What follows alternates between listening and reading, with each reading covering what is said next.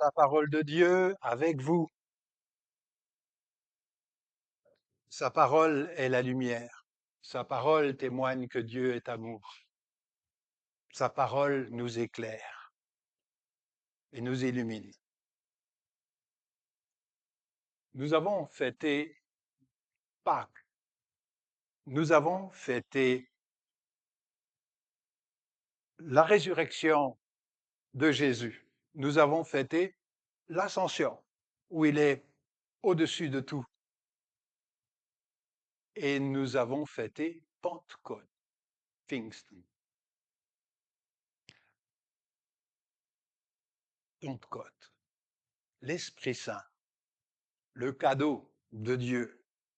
Je lis avec vous au début des actes dits des apôtres, mais c'est plutôt des actes du Saint-Esprit. Honnêtement, Apostelgeschichte, chapitre 1, Jésus ressuscité. Au cours d'un repas avec eux, verset 4, il leur commanda de ne pas quitter Jérusalem, mais d'y attendre la promesse du Père. Celle, dit-il, que vous avez entendue de ma bouche, Jean le Baptiste.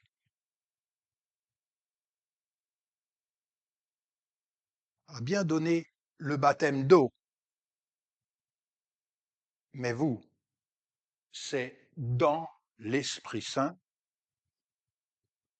que vous serez baptisés ou immergés d'ici quelques jours.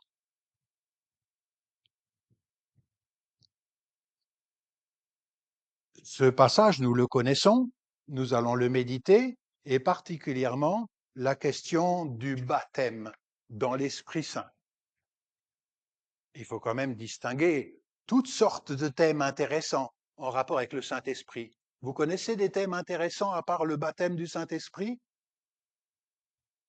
La plénitude de l'Esprit, c'est autre chose encore que le baptême du Saint-Esprit. Les fruits de l'Esprit, la marche à la suite du Seigneur dans la sainteté, les dons de grâce de l'Esprit pour le service et le bien commun,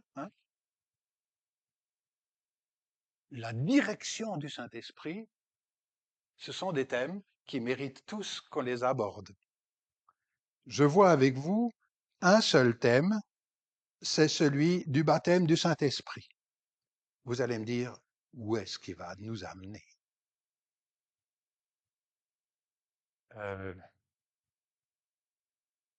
Ça a marché tout à l'heure, ça va encore marcher probablement.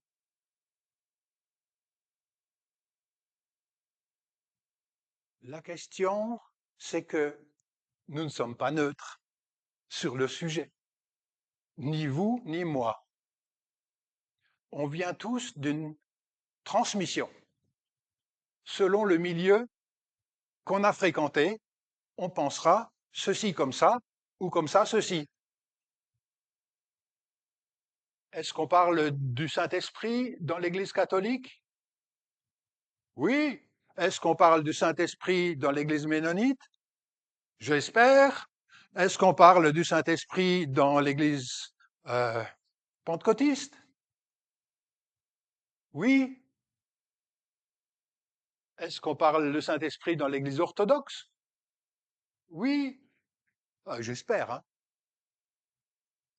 J'aimerais voir avec vous simplement, dans cet enseignement de ce matin, ce que la Bible dit quand elle utilise baptiser dans le Saint-Esprit. Et j'espère qu'ensemble, autour de la Bible, on trouvera là un cœur chaud pour nos vies. Dieu, à l'œuvre, baptise du Saint-Esprit. En fait, à Pentecôte, il fallait que Jésus s'absente pour qu'il envoie son esprit. C'est l'esprit de Jésus, la mentalité de Jésus. C'est la force de Jésus.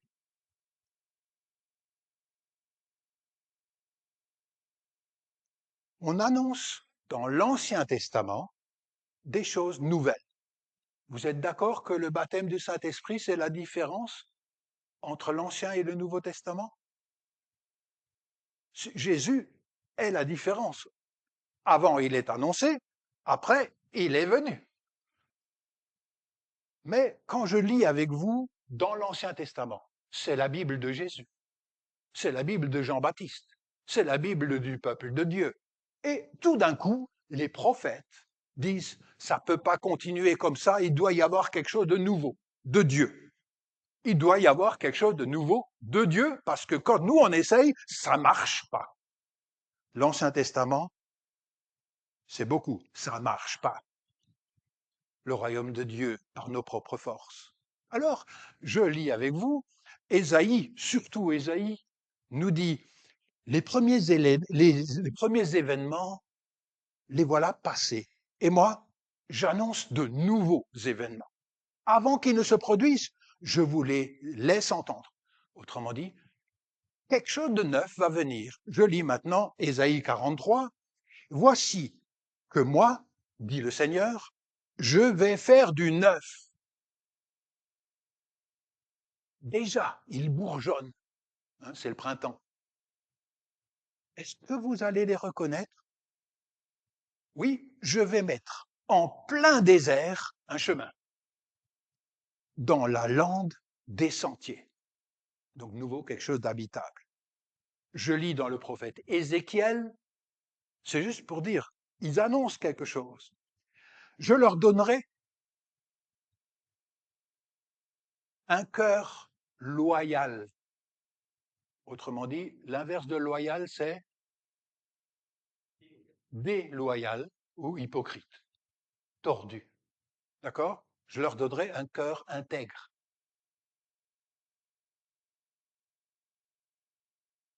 Qui c'est je? Dieu. Je mettrai en vous un esprit neuf. Il y en a besoin? Ah, moi aussi.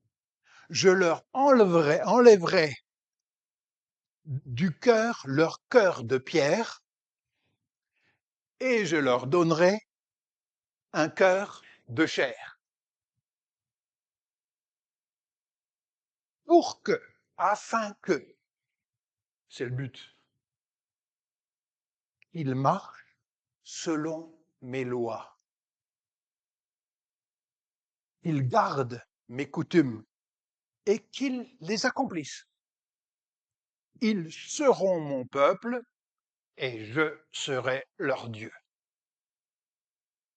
Il y a du neuf, hein, parce que ça marchait pas bien avant.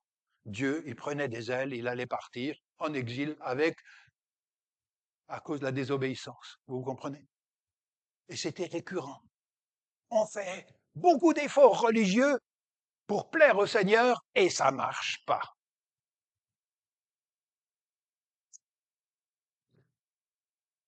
Du radicalement neuf. Mais il faut que vous sachiez quand même que quand vous lisez les cantiques juifs dans les livres des psaumes, vous avez de l'exaltation du Seigneur.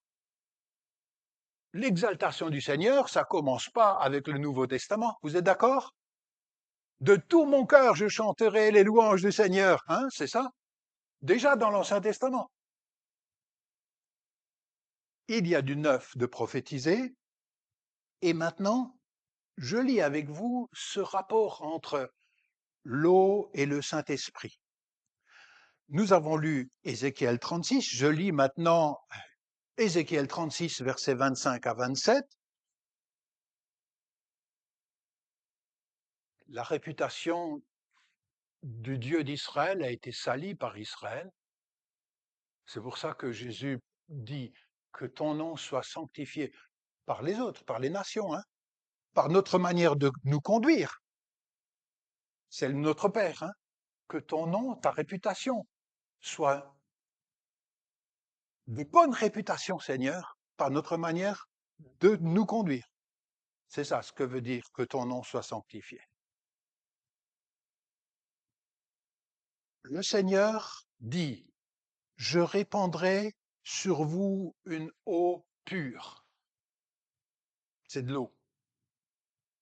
Afin que vous deveniez sans mélange, pur, sans mélange. Je vous purifierai, dit Dieu, de toutes vos souillures et de toutes vos idoles, c'est-à-dire ceux qui nous mènent par le bout du nez en réalité, à côté de Dieu, les idoles. Je vous donnerai un cœur nouveau. Je mettrai en vous un esprit nouveau. J'enlèverai de votre être votre cœur dur comme la pierre, et je vous donnerai un cœur de chair. Je mettrai en vous mon propre esprit.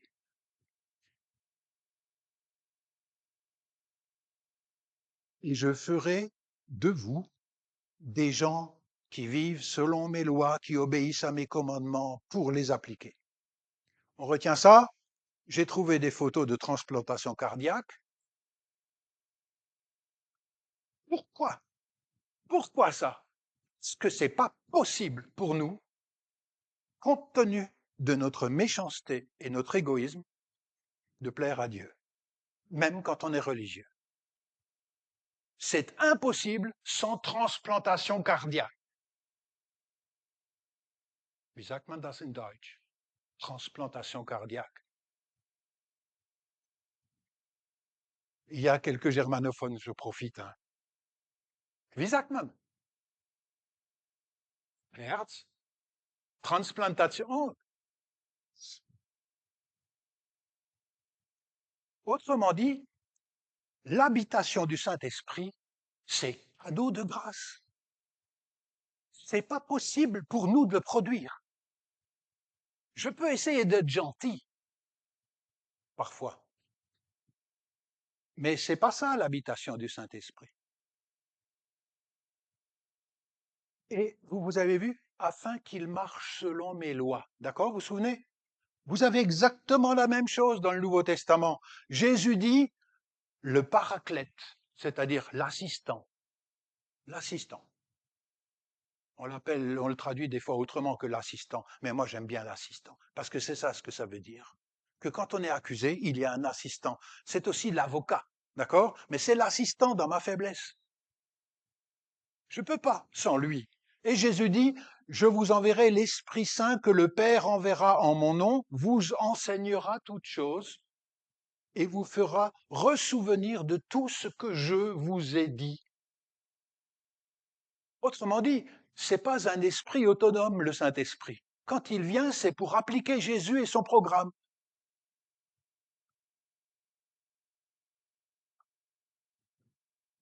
Mais Jésus et son programme, c'est bien plus grand que ce que moi, j'imagine qu'il est.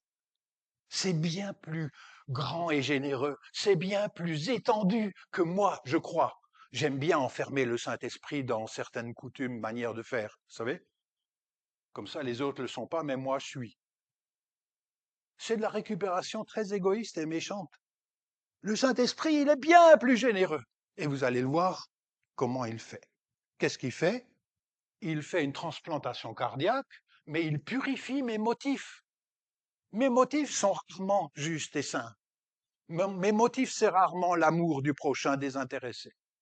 Ils sont très souvent intéressés, mes motifs. Et il purifie, c'est-à-dire sans mélange, les motifs. Saint Augustin, c'est pas dans le Nouveau Testament. Mais il a dit des choses intéressantes. Il a dit, vouloir, c'est de nature, tout le monde peut vouloir. Mais bien vouloir, ça c'est la grâce. Je dirais avec saint Augustin, bien vouloir, c'est le Saint-Esprit. C'est ça le Saint-Esprit, la Pentecôte. Lien fort entre l'obéissance intérieure à Jésus et le Saint-Esprit.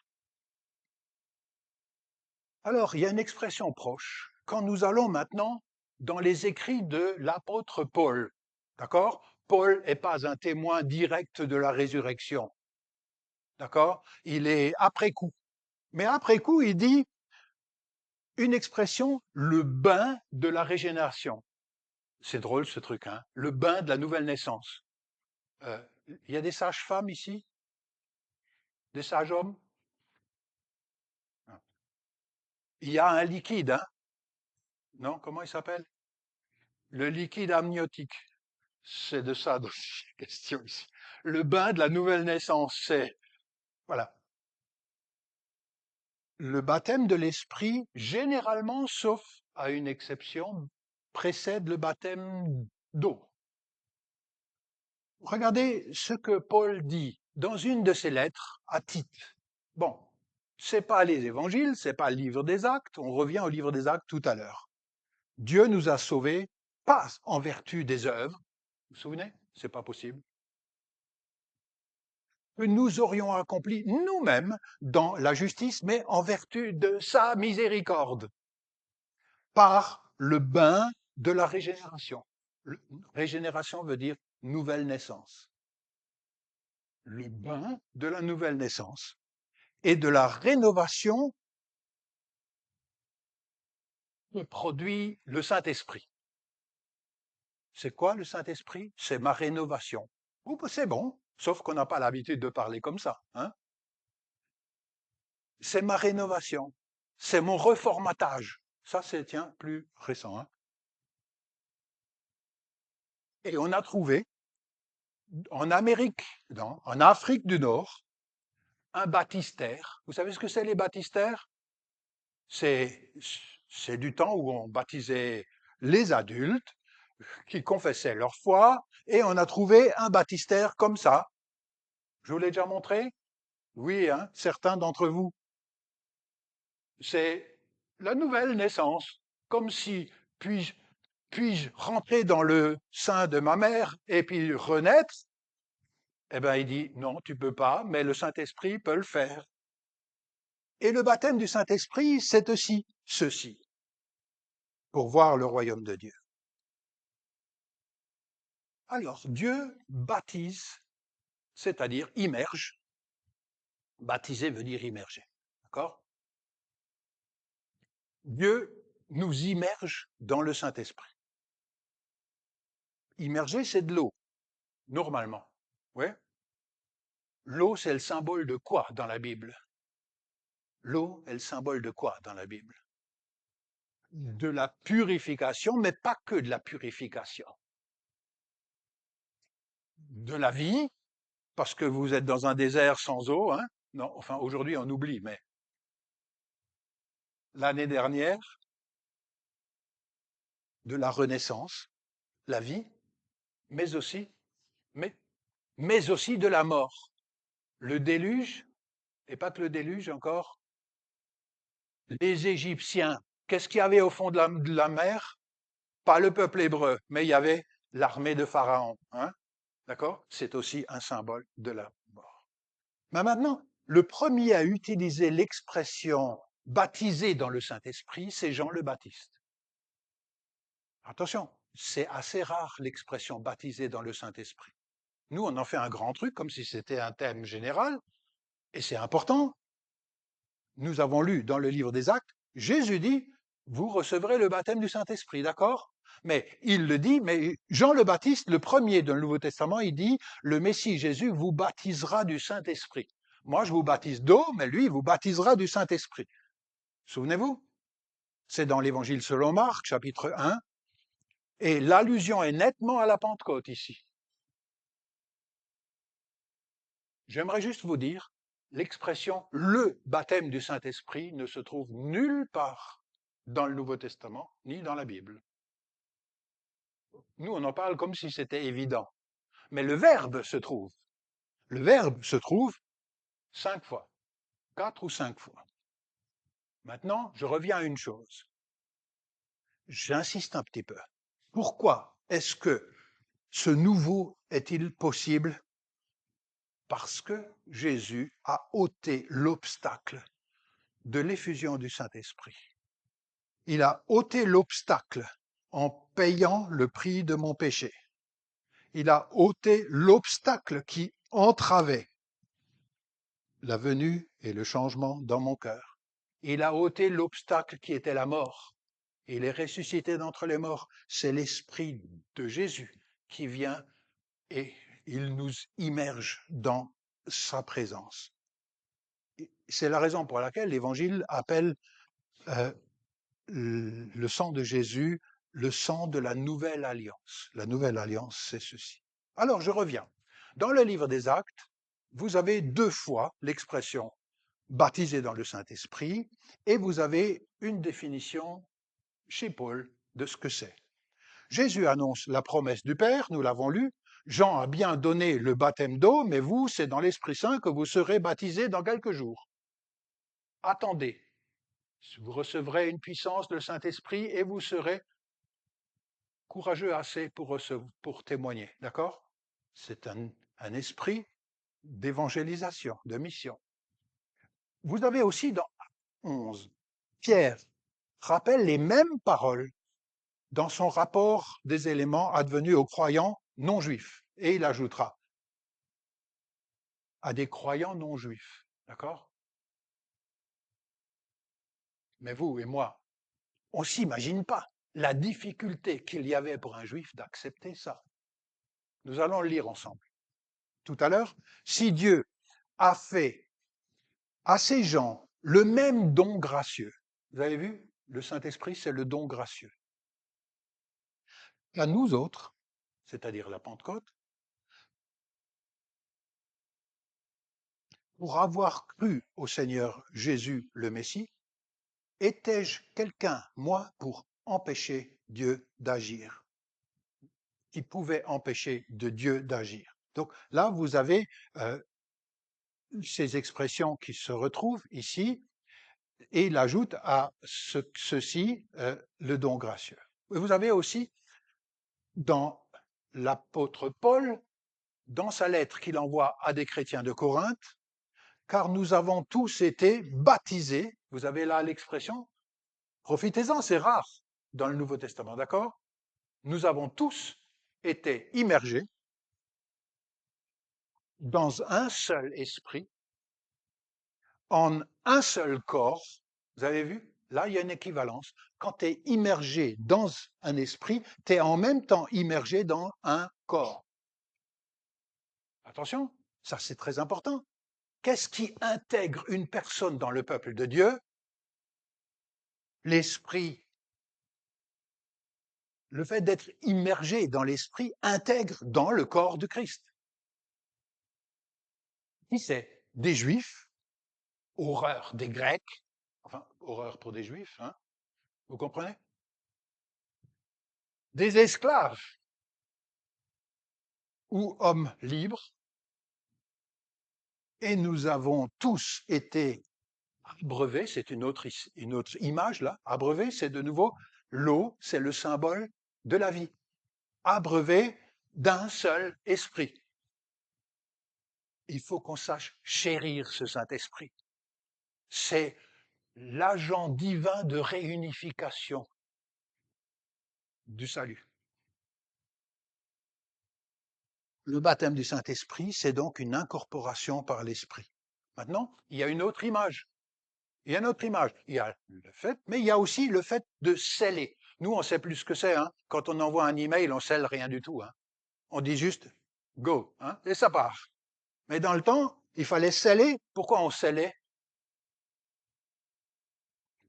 Pour protéger, ça m'appartient dedans. On le scelle, d'accord? Vous vous souvenez avec la cire? Enfin, je sais pas. Non, vous vous souvenez pas, moi non plus. Si?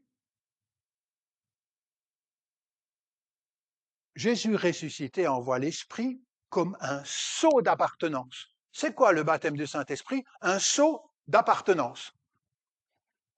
Dans la Bible, c'est un sceau d'appartenance. Je vous donne un exemple. Ici, vous avez dans Éphésiens 1 cette image. En lui, le Christ encore, vous avez cru, donc c'est la confession de Jésus comme Seigneur, et vous avez été marqués du sceau de l'Esprit promis.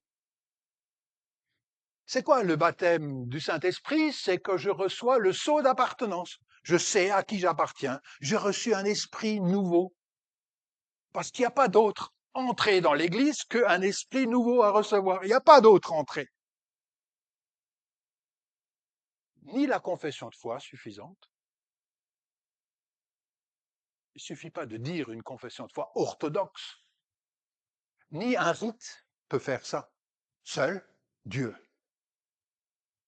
Je relis, en lui, le Christ, vous avez cru et vous avez été marqués du sceau de l'Esprit promis, l'Esprit Saint, à compte de notre héritage jusqu'à la délivrance finale où en prendront possession, ou nous en prendrons possession à la louange de sa gloire. Vous voyez, je vous montre simplement ce que c'est, que ce qui se passe quand nous recevons l'Esprit de Dieu.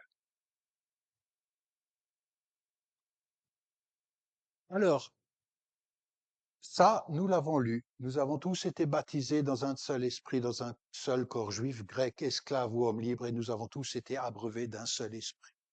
C'est très important de chérir la vision de Dieu, parce que c'est ça le programme de Dieu. Si je rentre pas dans ce programme et que je dis, ah, si tu n'as pas pleuré sur tes péchés quand tu as reçu le Saint-Esprit, tu n'as pas été baptisé du Saint-Esprit. Quand je dis, si tu n'as pas parlé une langue ou tu as parlé des merveilles de Dieu, une langue que tu connaissais pas, tu n'as pas été baptisé du Saint-Esprit. Si je dis, si tu n'as pas été enthousiasme de la libération et que tu n'as pas créé un chant nouveau, tu n'es pas baptisé du Saint-Esprit.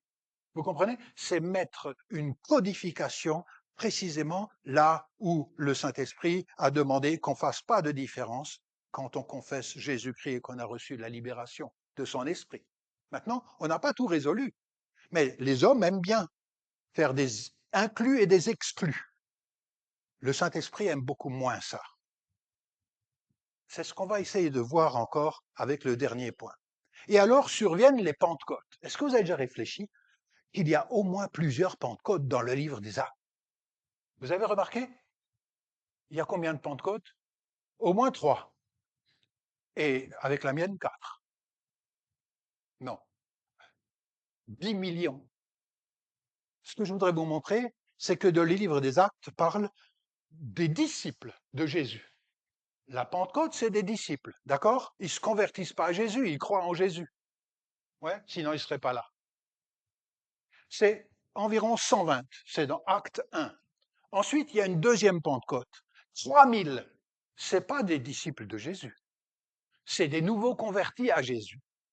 Et en même temps, ils reçoivent le Saint-Esprit. Vous saisissez la différence entre les disciples et les nouveaux convertis juifs?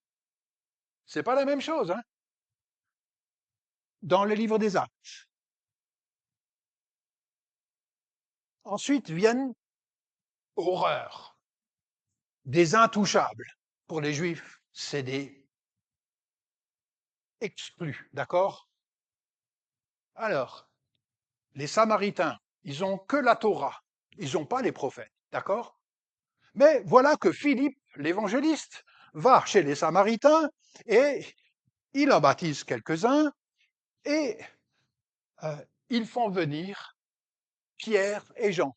Pourquoi Pierre et Jean? Parce que c'est des témoins de Jésus, d'accord? C'est des témoins de Jésus. Ils prient pour eux et ils reçoivent le Saint-Esprit. Et Pierre et Jean, c'est en lien avec Jérusalem. Et puis Jérusalem, les Samaritains n'aiment pas. Ils ont Samarie, d'accord? Le nombril du monde, c'est Samarie, c'est pas Jérusalem. Mais le salut vient des Juifs et pas des mix qui ont été les Samaritains. Vous comprenez? Et consternation, pour un Juif, les Samaritains reçoivent le sceau d'appartenance au peuple de Dieu. Non mais vous comprenez ça, vous? C'est un peu plus grand qu'on imagine, non? Ensuite, on continue. Voilà qu'il y a un centenier romain qui s'appelle Corneille, et c'est un gentil, c'est-à-dire, enfin, ça ne veut pas dire qu'il n'est pas méchant, mais ça veut dire qu'il est devenu un païen croyant dans le Dieu d'Israël, et voilà qu'il reçoit le Saint-Esprit. Et on retrouve les pagano-chrétiens, et depuis jusqu'à nous. C'est ça, Pentecôte. C'est une succession de choses. Le baptême du Saint-Esprit, c'est une expérience qui construit le royaume de Dieu. C'est un cadeau qui construit le royaume de Dieu. C'est ça le baptême du Saint-Esprit. Alors, je sais, certains d'entre vous viennent d'une tradition où on a dit il y a la conversion et après il y a le baptême du Saint-Esprit. C'est pas vrai? Ici, il n'y a pas de séparation entre les deux. Il y a le cas spécial des disciples de Jésus qui étaient des croyants en Jésus. Je ne sais pas quand est-ce qu'ils se sont convertis à Jésus, mais ils ont reçu le Saint-Esprit. Mais c'est vraiment un cas spécial. D'accord? Et vous avez le cas spécial des Samaritains. Ils n'ont pas reçu le Saint-Esprit. Il fallait que des Juifs témoins de Jésus viennent pour prier pour eux pour qu'il y ait le baptême du Saint-Esprit. J'ai trouvé une image. J'ai hésité d'en mettre une goutte d'eau où il y a la Pentecôte de Jérusalem, la Pentecôte des 3000, la Pentecôte des Samaritains, la Pentecôte, etc. Mais j'ai mis plusieurs gouttes parce que c'est le plan de Dieu. Je vous ai dit, il est plus généreux, il est plus large que ce que nous on imagine. Nous, on veut mettre le Saint-Esprit dans une boîte, mais il ne se met pas en boîte. C'est comme si Jésus nous dit, je ferai de vous des pêcheurs d'hommes. Et puis nous, on prend soin du bocal. C'est pas le bocal dont il faut prendre soin, c'est du programme de Dieu. C'est pour ça qu'on aime l'Église, pas parce qu'elle est le bocal, mais parce que là se manifeste quelque chose de la mission de Dieu. Alors pourquoi s'est née cette séparation? Il y avait, par exemple, parmi au XVIIe siècle, des gens qui ont dit on devient on est baptisé, on devient enfant de Dieu à cause de la promesse, mais plus tard, tu auras une autre expérience où tu auras la certitude du salut, et donc ils ont appelé ça le baptême du Saint-Esprit. Et après, il y avait Wesley avec un mouvement qui a dit, je vois bien que dans les églises, il y a des gens, ils sont enfants de Dieu, mais ils n'ont pas encore reçu la sainteté parfaite. Et ils ont appelé ça deuxième expérience. Ensuite est venu le pentecôtisme. Et le pentecôtisme a dit, il y a une séparation entre la conversion, qu'on ne sait plus trop bien comment placer ce qui se passe, et puis le baptême du Saint-Esprit. Ensuite, vous aviez le mouvement charismatique qui a largement diffusé cet amour du Saint-Esprit dans les différentes églises, là où on n'aurait même pas pensé que ça irait pénétrer. Et on est témoin de choses extraordinaires aujourd'hui. La différente catégorie de personnes, c'est ça que je voudrais que vous reteniez. Si c'est un cadeau de Dieu, il ne te demande pas qui est concerné. C'est lui qui décide qui est concerné. Et ce n'est pas à nous de mettre des barrières. C'est lui, il est bien plus généreux. Alors la Pentecôte des Samaritains, apprenant que la Samarie, chapitre 8, avait accueilli la parole de Dieu, les apôtres qui étaient à Jérusalem y envoyèrent Pierre et Jean. Une fois arrivés, ces derniers prièrent pour les Samaritains afin qu'ils reçoivent l'Esprit Saint. En effet, l'Esprit n'était pas encore tombé sur eux. Vous avez vu tomber? C'est bizarre, hein, c'est impressionnant. On aurait pu mettre l'Esprit il n'était pas encore immergé dans le Saint-Esprit. Hein. Tombé, oui, ruisselé. Ils avaient seulement reçu le baptême d'eau au nom du Seigneur Jésus. Là, c'est cette anomalie. C'est comme si les apôtres, dont Pierre, ouvraient, ouvraient, ouvraient, ouvraient cette action du Saint-Esprit. Il fallait que ce soit des apôtres, pas parce qu'ils ont une qualité spéciale, mais parce qu'ils sont des témoins de Jésus mort et ressuscité, de Jésus enseignant. Ils recevraient, et les Samaritains recevaient l'Esprit Saint. Pierre et Jean, après avoir rendu témoignage et annoncé la parole du Seigneur, retournèrent alors à Jérusalem.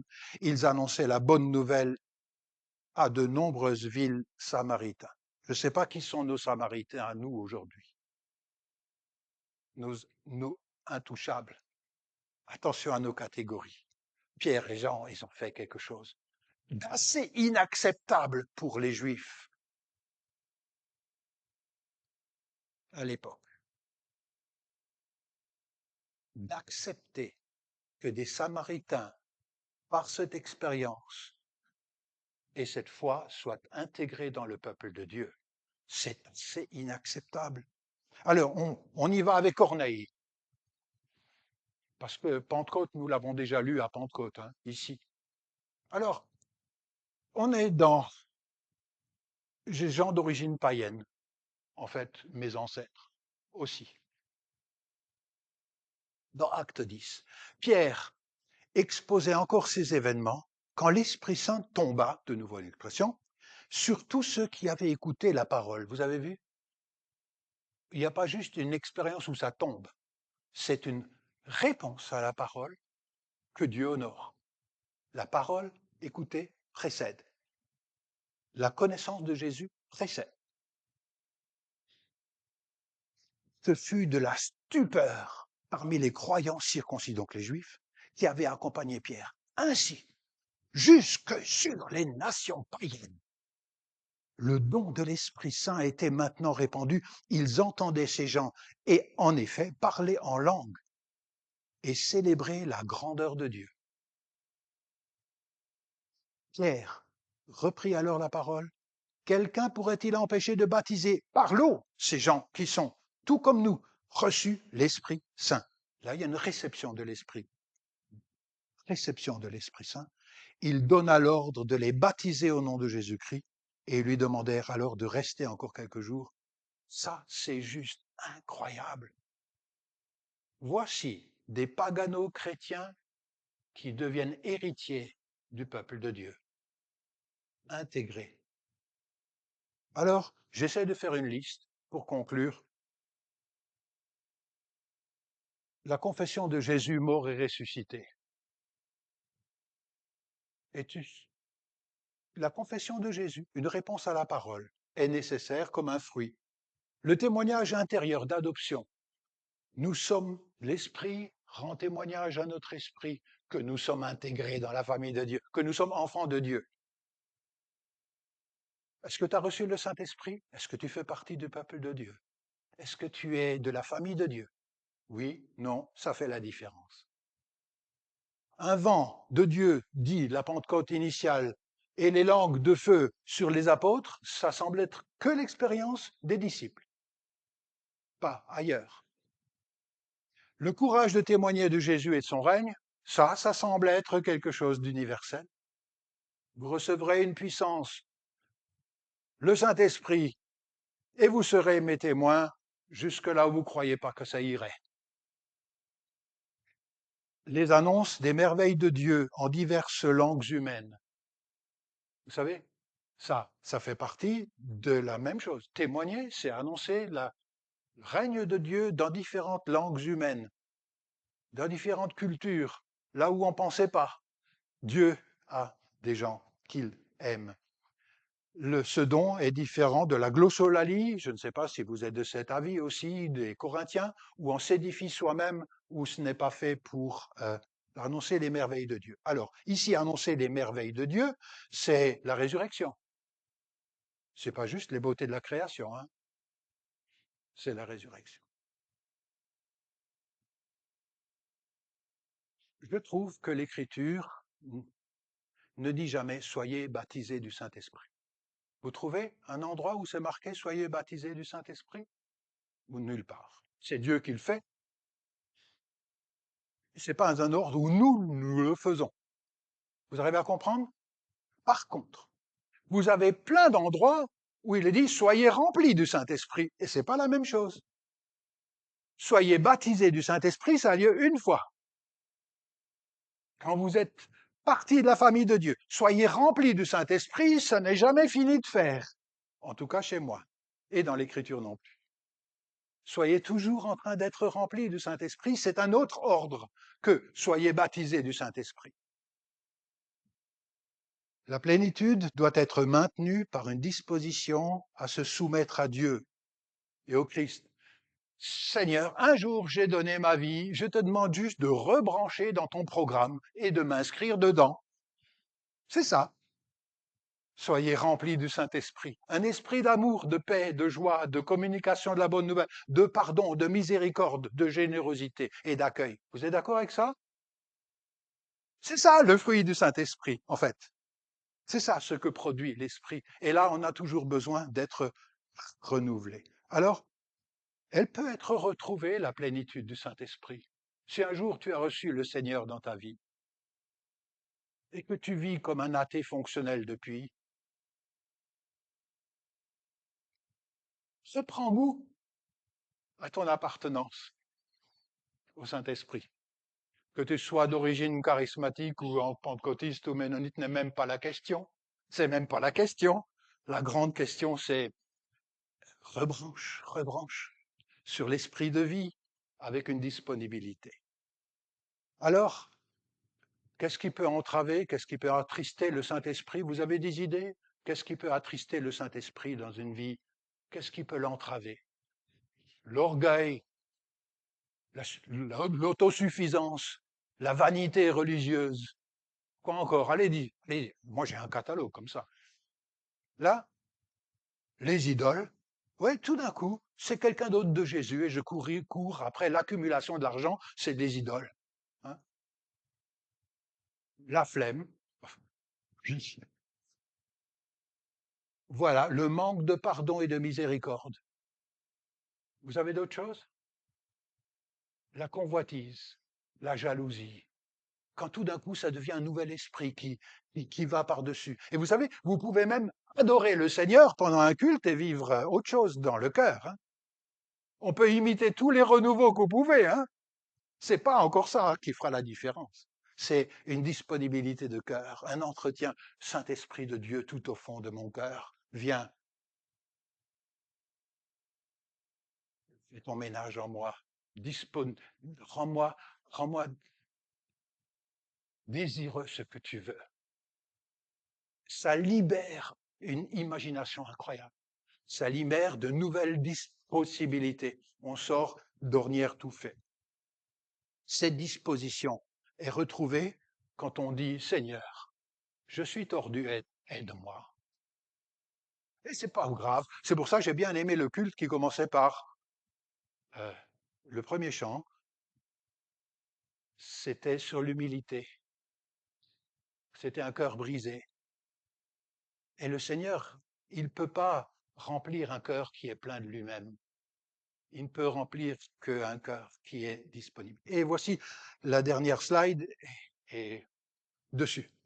Comptons sur l'Esprit de Dieu. Tu appartiens au Saint-Esprit de Dieu, qui a un programme bien plus grand qu'on l'imagine. Et il va récupérer tous les métiers que l'on a, toutes les possibilités que l'on a, toutes les capacités que l'on a dans le culte et en dehors du culte. Hein. Il n'y a pas tous les charismes, c'est pas dans le culte. Aimons et cultivons la communion du Saint-Esprit. J'espère que vous retenez ça. J'appartiens au projet de Dieu. Je suis scellé et je veux être renouvelé. Je veux le faire seul. Je veux le faire en couple, quand la grâce est donnée, en église, localement, régionalement, internationalement. Et ça libère le politique. Ça libère le plan de Dieu. Alors, revient chez les disciples cet afflux de puissance, d'amour, cet afflux de puissance, d'amour, de paix, de joie de Dieu en nous et du règne de notre Sauveur et Seigneur qui vient. Merci pour votre écoute. Nous ne manquerons pas d'occasion de parler autour des tables et quand nous nous voyons encore. Je vous invite à la prière.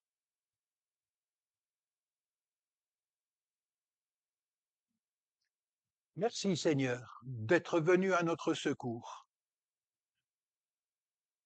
Merci Seigneur de faire cette transplantation d'un cœur dur à un cœur de chair pour faire ta volonté. Dispose Seigneur nos cœurs à être renouvelés par le don de ton Saint-Esprit que toi, ressuscité, tu as promis. Merci pour l'assistant qui nous vient en aide, individuellement, collectivement. Aide-nous, Seigneur, à aimer comme tu aimes. Au nom de Jésus-Christ, par la puissance de l'Esprit. Amen.